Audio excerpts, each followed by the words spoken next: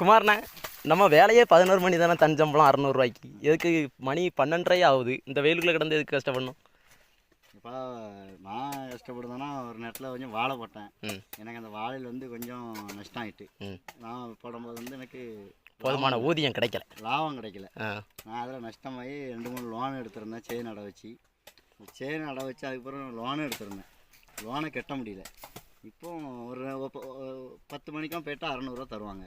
இப்போ 2 மணி வரை வெட்டினா கூட 500 தருவாங்க. அதனால் லோனுக்காண்டி நம்ம இது பண்ண வேண்டியிருக்கு. போதுமான வருமானம் அந்த வாழையில் எனக்கு கிடச்சிருந்தேன்னா நான் இவ்வளோ கஷ்டப்பட வேண்டியதில்லை. எனக்கு இவ்வளோ கடனும் வந்திருக்காது. கடன் ஒரு லோன் எடுக்குன்னு சொல்லி 2 லோன் ஆகிட்டுது. எனக்கு வட்டி கட்டணும்னு சொல்லி அப்படி இப்படின்னு எடுத்து கொஞ்சம் கஷ்டம், கடலில் விழுந்துட்டேன். கடல் ஆகிட்டுது. இப்போ கொஞ்சம் கஷ்டப்பட்டு இந்த வெயிலில் வெட்ட வேண்டியிருக்கு. வியாபார வெயில் சில நேரம் கிடைக்கிற இடத்துல சம்பளம் நல்லா கிடைக்கும். அன்றைக்கி நம்ம இல்லைங்கள. இன்றைக்கி கொஞ்சம் ஒரு 700 கிடைக்கும். காலைல